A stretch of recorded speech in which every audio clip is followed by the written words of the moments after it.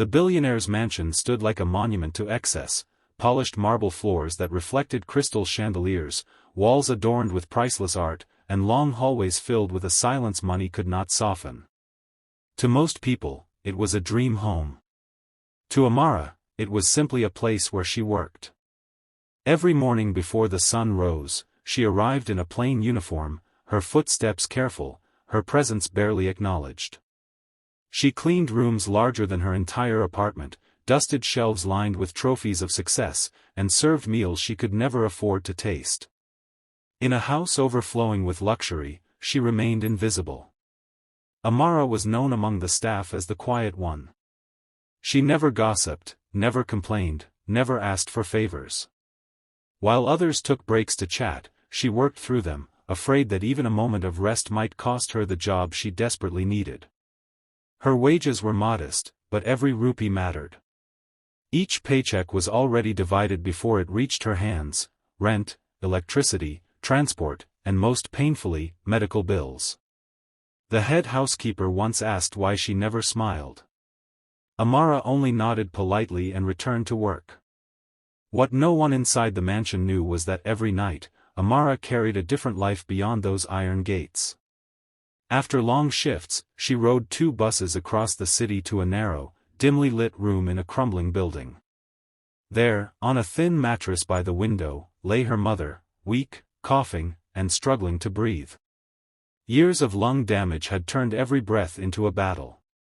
The doctor said treatment could help, but the cost was far beyond what Amara earned. Each day without medicine felt like borrowed time.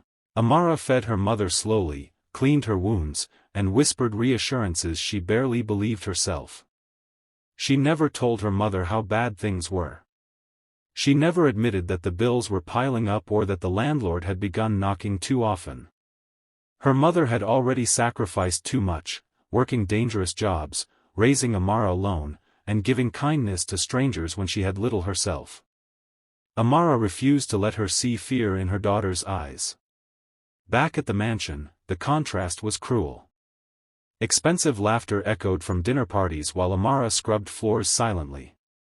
Guests discussed investments worth millions while she calculated whether she could afford her mother's next prescription. She watched food go uneaten, thrown away without thought, while she carefully packed leftovers for home when allowed. Every polished surface reflected a truth she could not escape: wealth surrounded her, yet it was never meant for her. Still, Amara held on to dignity. She believed in earning, not begging. She believed in boundaries. But deep inside, a storm was brewing. Her mother's condition was worsening, and time was slipping through her fingers. The quiet maid who asked for nothing was reaching the edge of endurance, standing in a palace of abundance while the person she loved most was slowly fading away. And soon, silence would no longer be enough. The call came just after noon, while Amara was polishing the glass railing on the mansion's upper floor. Her phone vibrated softly in her pocket. She almost ignored it. Personal calls during work hours were discouraged. But something in her chest tightened, a quiet warning she had learned to trust. She slipped into an empty corridor and answered. The hospital nurse's voice was calm, professional, but the words hit like a blow. Her mother's condition had worsened overnight. The infection was spreading. Without immediate treatment and advance payment, the hospital could do nothing more. Amara leaned against the wall, her knees weak. She thanked the nurse and ended the call, staring at her reflection in the spotless glass. For a long moment, she simply stood there, breathing shallowly, trying not to cry. She had already sold her jewelry. She had borrowed from neighbors who had little themselves. There was nowhere else to turn. The truth she had been avoiding rose painfully clear: this was the end of pride. For months, Amara had refused to even consider speaking to Mr. Callahan, the billionaire owner of the mansion. He was distant, precise, and famously intolerant of personal drama. Employees were numbers, efficiency was everything, and rules were unbreakable.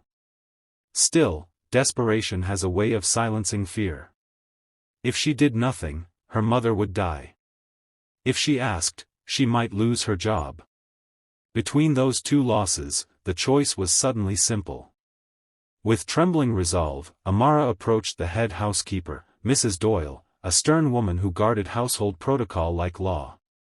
Asking to see the owner was unheard of. As Amara spoke, her voice cracked, not with weakness, but exhaustion. Mrs. Doyle studied her for a long moment, then sighed. She saw something in Amara's eyes she had never seen before. After a pause, she nodded and made the call. Amara was given 5 minutes. The walk to Mr. Callahan's office felt endless. The hallway grew quieter with every step, the air heavier. When the glass doors closed behind her, the city skyline loomed beyond the windows, a reminder of how small she was in this world of power. Mr. Callahan barely looked up from his tablet as she entered. He gestured for her to speak. Her rehearsed words vanished. Amara swallowed hard and forced herself to begin. She explained her mother's illness, her years of service, and her promise to repay every cent, slowly, faithfully, from her wages. She wasn't asking for a gift. Just a loan. A chance. Her hands shook, but she kept her eyes lowered, clinging to dignity. Each second felt like an hour. When she finished, silence filled the room. Mr. Callahan finally looked at her, really looked. His expression was unreadable. In that moment, Amara understood how fragile her position was. She had crossed a line that could never be uncrossed. But she also knew one thing with certainty. She had chosen her mother over fear. And whatever the cost, she would face it. Mr. Callahan listened without interrupting, his face carefully neutral, his fingers steepled as Amara finished speaking. When she fell silent, the ticking of the designer clock on the wall seemed unnaturally loud. He leaned back in his chair, exhaled slowly, and glanced toward the window as if weighing numbers instead of a human life. To him, emotions were inefficiencies, things that clouded judgment and disrupted order. "I'm sorry about your situation," he said at last, his voice smooth but distant. "However, this is not how professional relationships work." The words landed like ice. He explained, in measured tones, that the company had clear policies. Personal loans created expectations. Expectations led to dependency. Dependency weakened discipline. He had built his empire on boundaries, not sentiment. If he helped one employee, he would be obligated to help all. The logic was airtight, rehearsed, and entirely devoid of warmth. To Mr. Callahan, this conversation was already over. Amara stood frozen, her hands clasped so tightly her nails dug into her palms. She had prepared herself for refusal, but not for how calmly it would be delivered. She nodded once, forcing herself to remain composed. Years of cleaning his floors had taught her one thing well: never let emotion spill where it didn't belong. "I understand, sir," she said quietly. That should have been the end. Mr. Callahan nodded, already reaching for his tablet again. The meeting had taken exactly 3 minutes. In his world, efficiency was kindness. Amara turned toward the door, humiliation burning behind her eyes. She felt smaller than she ever had, reduced to a line item that didn't qualify for investment. But as her hand reached for the handle, something cracked. It wasn't anger. It wasn't defiance. It was exhaustion. The kind that comes from carrying pain silently for too long. Amara realized that if she walked out now, she would be walking away not just from money, but from truth. And she had nothing left to lose. She paused. Behind her, Mr. Callahan noticed the hesitation. He looked up again, irritation flickering across his face. Interruptions were unacceptable. "Is there something else?" he asked. Amara didn't turn around. Her shoulders straightened, her voice steadied, not loud, not pleading, just honest. "I didn't come here because I thought you were kind," she said softly. "I came because I believed you were fair." The words hung in the air. Mr. Callahan's expression tightened. No one spoke to him like that, especially not an employee. His jaw set, a warning that the conversation was crossing dangerous ground. Yet something in her tone stopped him from cutting her off. It wasn't accusation. It was resignation. Amara took a breath, feeling the weight of years press down on her chest. This was the moment everything could fall apart. Her job. Her dignity. Her last thread of hope. But still, she continued. Because silence had already cost her too much. And the words she was about to speak would change everything. Amara stood with her back to Mr. Callahan, her hand still resting on the cold metal door handle. For a brief second, she considered leaving. Walking away would be easier. Dignified. Safe. But the image of her mother gasping for air the night before rose sharply in her mind, drowning out fear. Slowly, Amara let go of the handle and straightened her shoulders. She spoke without turning around. "Sir, may I say one more thing?" Mr. Callahan hesitated. Every instinct told him to end the conversation, yet something in her voice, steady, restrained, made him pause. He didn't answer, but he didn't stop her either. Amara swallowed. Her voice trembled at first, then steadied, as if she were speaking to herself as much as to him. "My mother taught me never to beg," she said quietly. "She said dignity is the one thing no one can take from you, unless you give it away." Mr. Callahan frowned slightly, irritation flickering, but he remained silent. She worked her whole life doing jobs no one wanted. Cleaning, caregiving, factory shifts. She never complained. Even when she was hurt. Even when she was sick. Amara's fingers curled into her palm.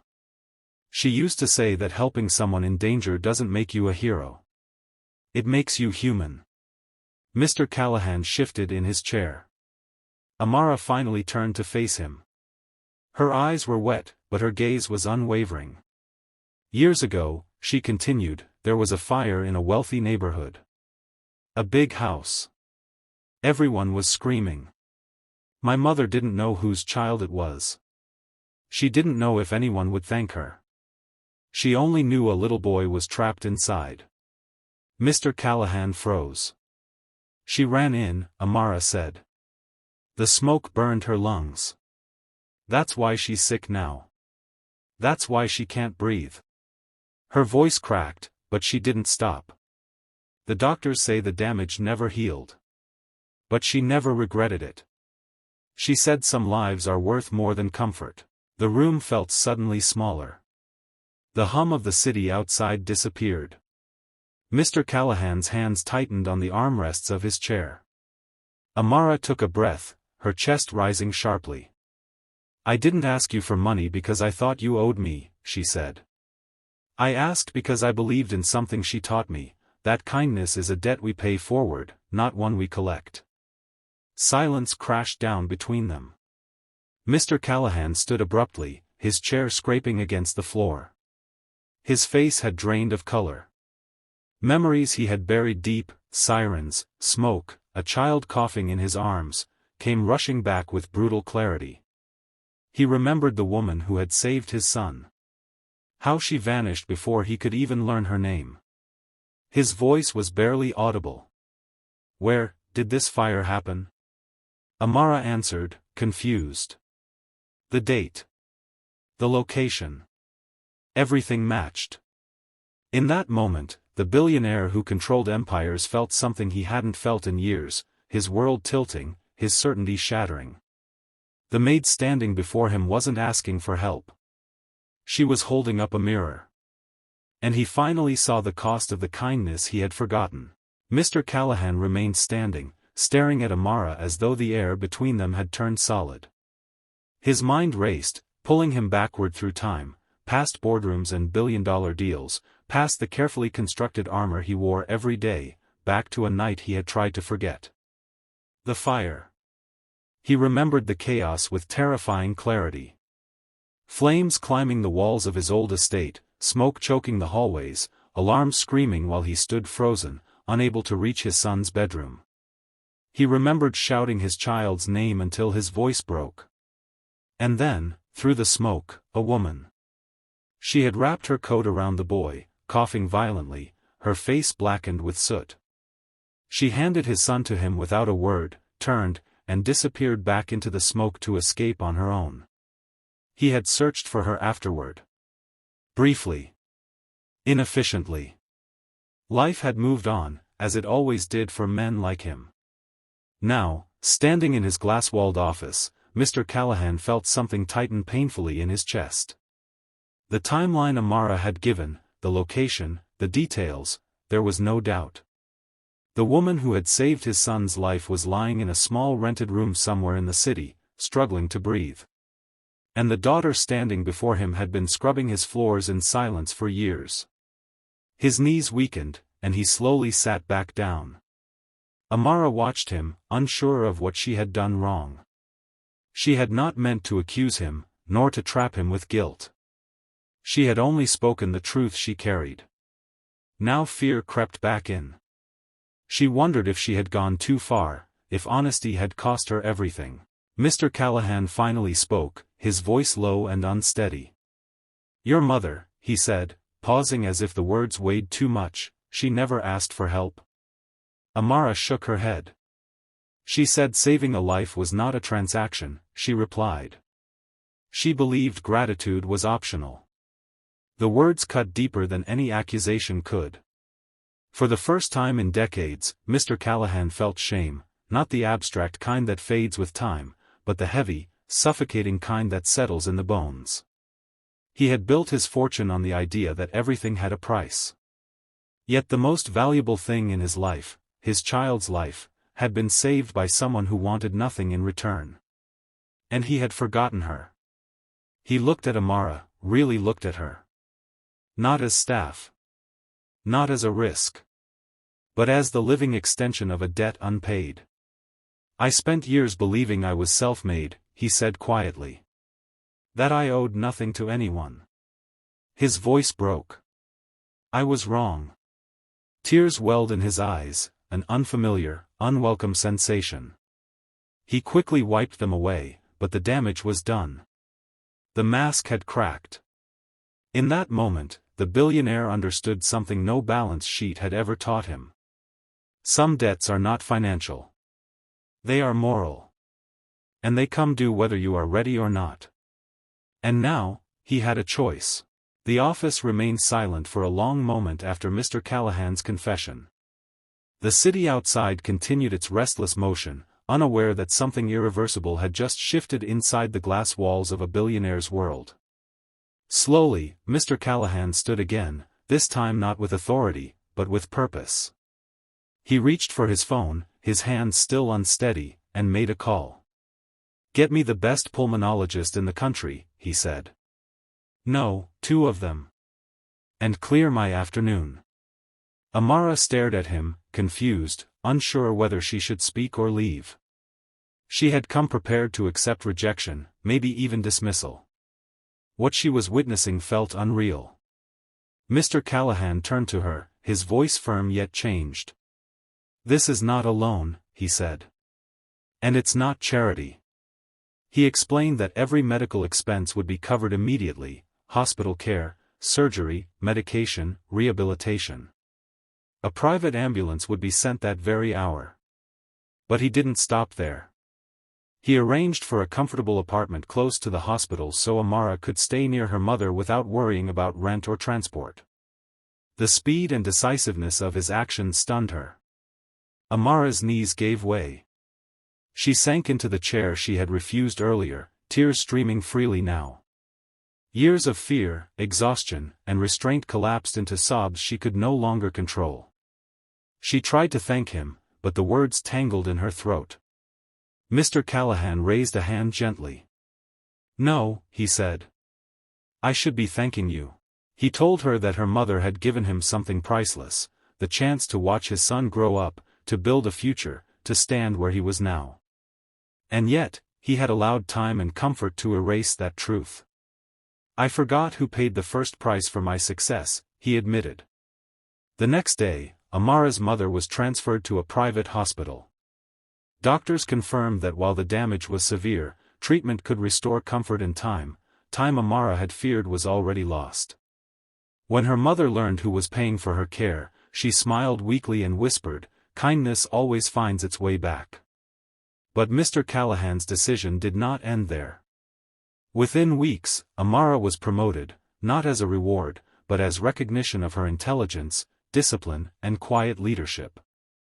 He offered her education support, encouraging her to build a future beyond survival. In her mother's name, he established a foundation to fund emergency medical care for those who save lives but are forgotten by society. On the day the foundation was announced, Mr. Callahan stood before a small crowd and said something no one expected. "We measure success by what we accumulate. But real wealth is measured by the lives that make our success possible." Later, alone in the hospital room, he visited Amara's mother.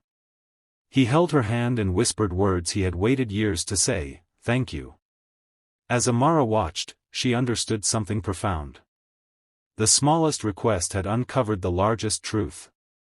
And sometimes, a quiet voice can change a powerful heart forever.